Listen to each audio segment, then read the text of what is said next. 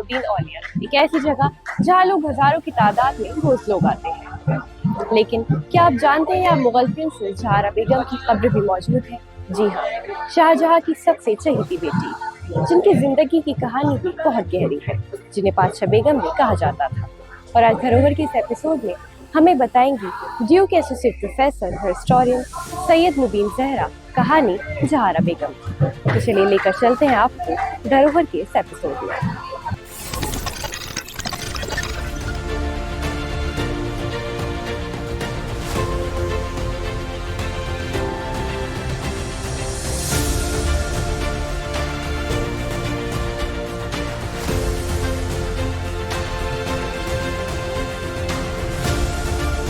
जैसे मैम आज हम निजामुद्दीन में मौजूद हैं और यहाँ जहारा बेगम की कब्र भी है, तो मैं जानना चाहूँगी कौन थी जहारा बेगम? जहारा की जब हम बात करते हैं मीना, तो जहारा जो थी वो एक मुगल शहजादी थी, प्रिंसेस थी, और शाहजहां बादशाह जो थे मुगल बादशाह उनकी सबसे पहली औलाद थी, औरंगजेब की बहन थी।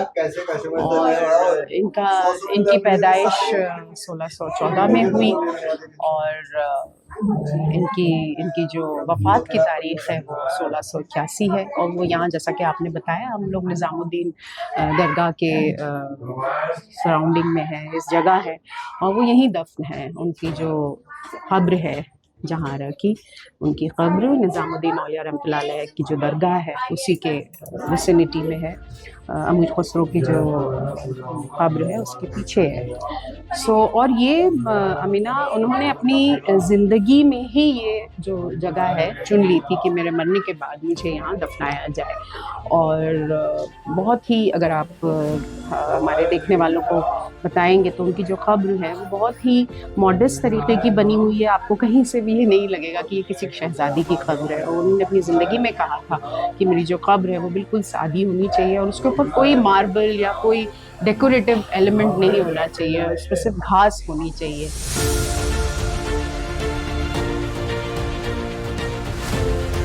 खूबसूरत ये पूरा एक स्ट्रक्चर है आपकी। और जहारा ने अपनी ज़िंदगी में भी उन्होंने कई ऐसे फिलैंथ्रोपिक काम किए जहाँ उन्होंने मज़ारों को फाइनेंस किया, मस्जिदों को फाइनेंस किया, गरीबों के लिए खाना देना। तो मुझे लगता है कि जिस तरह से वो यहाँ, उनकी जो ख्वाहिश थी कि वो यहाँ दफन हो, तो वो उनके पूरे कैरेक्टर को सिग्निफाई करता है कि वो कैसे, यहाँ आप देख रहे हैं कि ये दरगाह का प्रमाइसिस है, यहाँ ना कोई डिफरेंसेस है, ना कोई ऊंच नीच अमीर गरीब का कॉन्सेप्ट है। कि एक ऐसी जगह है जहाँ हर आदमी अपनी दिल की इल्तिजा लेके आता है, एक स्पिरिचुअल पर्सपेक्टिव लेके आता है। तो ये मेरा ख्याल है कि जहारा का भी जो कैरेक्टर था वो पूरा एक, अगर आप देखें तो वो एक पूरा एक स्पिरिचुअल पर्सपेक्टिव तो था ही, उसके साथ साथ she was a very intelligent women, जैसा कि मैंने बताया। उस जाली के पार जो है मुगल प्रिंसेस सो रही हैं, दैट इज जहारा's tomb। और यहाँ मुगलिया ख़ानदान के कई लोग सो रहे हैं, कई लोगों की कब्रें हैं, उसमें से एक जहारा की कब्र है यहाँ पे। और मैं जानना चाहूंगी मैम, उन्हें पातशाह बेगम भी कहा जाता था, तो ये उन्हें लक़ब किससे? बैठ सकते हैं हम लोग यहाँ? अमीना जी, ये बहुत अच्छा सवाल आपने किया। इसको मैं थोड़ा सा हिस्टोरिकल पर्सपेक्टिव से आपको समझाना चाहूँगी। देखिए कि मुगल हाउस होल्ड में जो माँ होती थी, जो क्वीन होती थी, क्वीन मदर होती थी, वो बहुत इम्पोर्टेंट होती थी। जब मुमताज़ महल, उनकी मदर का इंतकाल हुआ, जहारा की मदर शाहजहां की जो बहुत ही फेवरेट वाइफ थी, जिनके नाम से उन्होंने ताजमहल जिनकी मेमोरी में बनाया, जब मुमताज़ महल का इंतकाल हुआ तो महज 17 साल की उम्र थी जहारा की, और वो सबसे बड़ी औलाद थी, औलाद अकबर थी। तो ये एक बहुत क्या कह सकते हैं कि स्ट्राइकिंग पर्सपेक्टिव है कि जहारा को ये लक़ब, जो आप कहते हैं, ये लक़ब उनको, ये टाइटल दिया गया पातशाह बेगम का, कि जो head of mistress of the queen of the house hold का उनको जो टाइटल दिया गया, ये आम तौर पर जो माएँ होती थी, जो वाइव्स होती थी, क्वीन होती थी, जो किंग की, जो बादशाह की बीवियाँ होती थी, उनको दिया जाता था। लेकिन ऐसा इतना इम्पोर्टेंट टाइटल जहाँ आरा को दिया गया, वो ये बताता है कि वो अपने फादर की फेवरेट थी शाहजहां की। उसके साथ साथ वो ये भी बताता है कि कितना कमांड था उनका इतनी कम उम्र में भी अपने हाउस होल्ड में, अपने डोमेस्टिक रिलेशनशिप्स में। तो ये उनको एक स्ट्राइकिंग कैरेक्टर के तौर पे हमारे सबके सामने लाता है जहां आरा को। जैसे हमने देखा है उनकी जो बहन थी रोशन आरा बेगम, वो भी एक तरफ है और ये भी एक तरफ है, पर इन्हें बहुत पावरफुल माना जाता था। तो क्या वजह थी कि इन्हें पावरफुल, इतनी ज्यादा पावरफुल? ये बहुत इंटरेस्टिंग क्वेश्चन है अमीना। इंटरेस्टिंग इसलिए है कि हम, अगर आप थोड़ा इसको समझने के लिए हमें थोड़ा तारीख समझनी पड़ेगी। तारीख में हमें ये समझना पड़ेगा कि जब वॉर ऑफ सक्सेशन हुआ पोस्ट शाहजहां, जब शाहजहां के बाद औरंगजेब और उनके भाइयों में वॉर ऑफ सक्सेशन हुआ, तो रोशन आरा जो थी वो औरंगजेब की तरफ से उन्होंने सपोर्ट किया औरंगजेब को, और जहां आरा ने अपने भाई दारा शिको, और अमूमन तो यही होना था कि भाई Dara Shikoh was the eldest son, उनको बनना था। लेकिन जहां आरा ने जो है अपने भाई को सपोर्ट किया, और जब औरंगजेब ने वॉर ऑफ सक्सेशन में अपने को मुगल बादशाह डिक्लेयर कर दिया, और उसके बाद फिर जो है दारा शिको का कत्ल किया गया, तो जहां आरा ने, कि आप समझदारी देखिए अमीना, कि उन्होंने अपने बाप का साथ दिया। जब शाहजहां को मुसम्मन बुर्ज आगरा में उनको रखा गया, उनको कैदी बना के रखा गया, तो जहां आरा ने अपने बाप का, फादर का साथ दिया, और आखिर वक्त तक अपने फादर की ज़िंदगी में आखिर वक्त तक वो अपने फादर की खिदमत करती रही। और जब ये कहा जाता है, ये समझ में आता है कि लास्ट डेज जो उनकी ज़िंदगी के आखिरी दिन थे, उसमें भी जो है औरंगज़ेब ने उनको रिस्पेक्ट दी और उनको माना।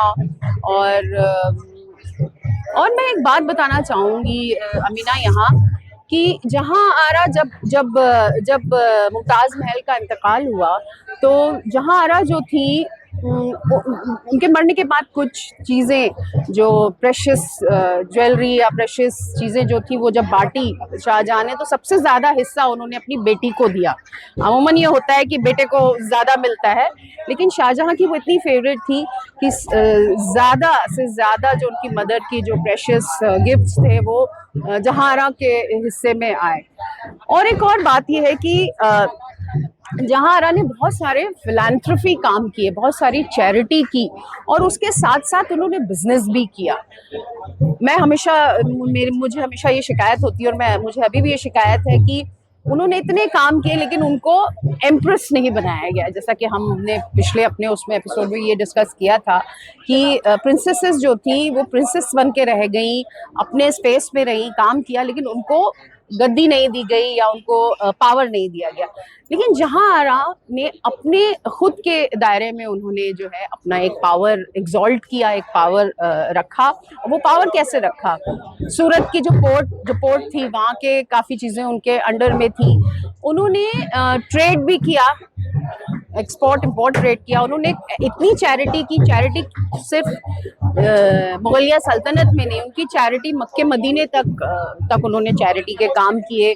गरीबों को खाना खिलाती थी, शादी ब्याह करती थी गरीब बच्चियों की। उसके साथ साथ उन्होंने कई कंस्ट्रक्शंस किए, मस्जिदें बनवाई, मदरसे बनवाए। तो जब हम जहां आरा की बात देखिए, यहाँ ये इतनी अजीम शख्सियत यहाँ सो रही हैं, यहाँ निज़ामुद्दीन दरगाह के प्रेमाइसेस में, और ये यहाँ उन्होंने अपनी ज़िंदगी में डिसाइड किया था कि मुझे जो है यहाँ दफनाया जाए। मैं आपसे जानना चाहूँगी कि निज़ामुद्दीन औलिया से उनकी क्या अकीदत थी कि उन्होंने बोला कि उन्हें यहीं पे दफनाया जाए? देखिए, ये भी बहुत अच्छा, और इसमें भी मैं आपको थोड़ा हिस्टोरिकल पर्सपेक्टिव दूंगी।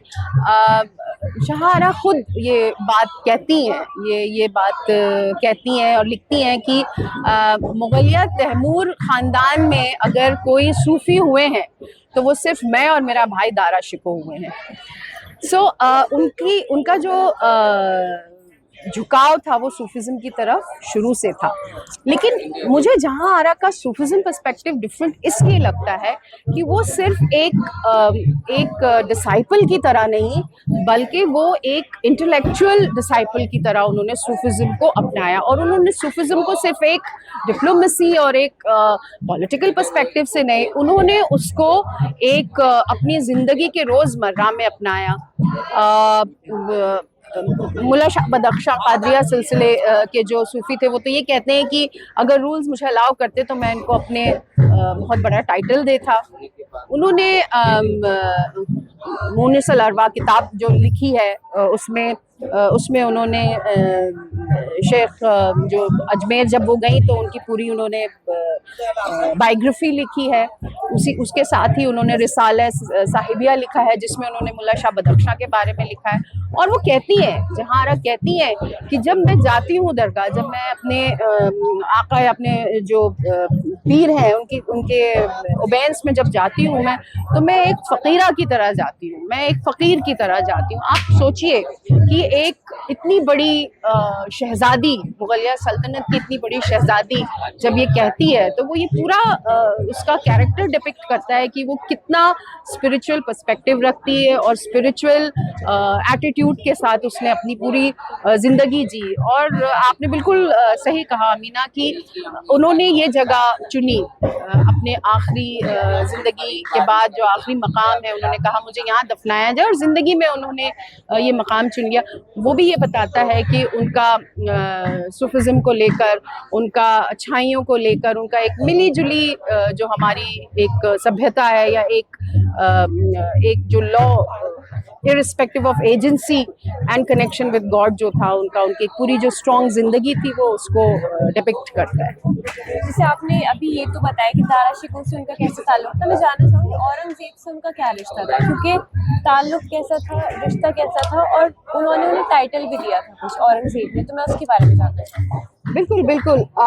देखिए उनको मैंने आपको जैसे बताया अभी कि उनके इंतकाल के बाद आई थिंक शी वाज 67 और 66, 1681 में उनका इंतकाल हुआ। तो उसके बाद उनको काफ़ी रिस्पेक्ट दी गई और उनको टाइटल दिया गया, और सिर्फ एक मुग़ल प्रिंसेस के तौर पर नहीं, लेकिन एक इम्पॉर्टेंट जो मुग़ल हाउस होल्ड का एक इम्पॉर्टेंट फीमेल कैरेक्टर था, उस तरह से उनको रिस्पेक्ट दी गई।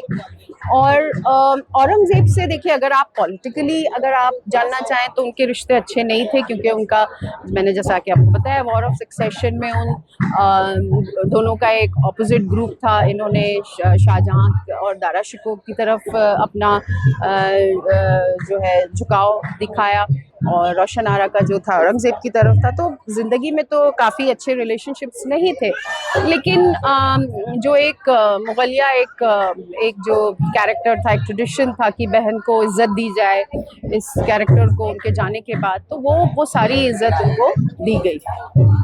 औरंगज़ेब ने वो सारा जो था उनके मरने के बाद और ज़िंदगी के आखिरी पड़ाव पे भी जो है वो एक कंसोलिडेशन हुआ। और ये मुझे लगता है, ये अगर हिस्टोरियंस की बातें अगर हम एक्सेप्ट करें तो हिस्टोरियंस ये कहते हैं कि आफ्टर शाहजहां's डेथ, शाहजहां के इंतकाल के बाद जो है उन लोगों के बीच की जो खाई थी या बीच का जो वो था, दूरियां थी या मिसअंडरस्टैंडिंग, वो धीरे धीरे ख़त्म होती गई। लेकिन जहां आरा ने अपने फादर का बहुत साथ दिया, खिदमत की, और उसके साथ साथ उन्होंने एक डिप्लोमेटिकली भी चीज़ों को बहुत अच्छे से हैंडल किया। जहां आरा जो थी, जहां आरा की, जैसे मैंने आपको बताया, उनकी किताबें, और आप ये सोचिए कि जहां आरा को हमें एक ऐसे मिजाज में समझना है कि वो अपनी सारी रॉयल्टी को जानते हुए उन्होंने एक ऐसी लाइफ की चॉइस की कि जहां उन्होंने ज़्यादा से ज़्यादा अच्छे काम किए अपनी ज़िंदगी में, अपनी रॉयल्टी के थ्रू, अपने रिसोर्सेज के थ्रू। उन्होंने, सबसे बड़ी बात, उन्होंने अपने फादर की खिदमत की। घर में जो डिप्लोमेटिक या जो पॉलिटिकल टर्मोइल था उसको समझते हुए उन्होंने वो आगे बढ़ी। उसके साथ साथ एक आइडियल वुमेन जिसको हम कह सकते हैं, उसका भी उन्होंने मतलब एक इंटेलेक्चुअल वुमेन, क्योंकि हमको अगर जहां आरा को समझना है तो हमें ये समझना है कि वो एक ज़हीन औरत थी और जहानत के साथ साथ उन्होंने अपने रिसोर्सेज को, अपने लिमिटेशंस रिसोर्सेज और अपने पावर का उन्होंने सही इस्तेमाल किया। और मैं जैसा कि मैं हमेशा कहती हूँ, मैं अभी भी कहूँगी कि अगर ये इतनी खामोशी से, इतने सुकून से यहाँ सो रही हैं, जो उनकी खुद की चॉइस थी, अगर ये एम्प्रेस होती, अगर ये क्वीन होती मुगलिया सल्तनत की, तो मुझे लगता है कहानी कुछ और होती।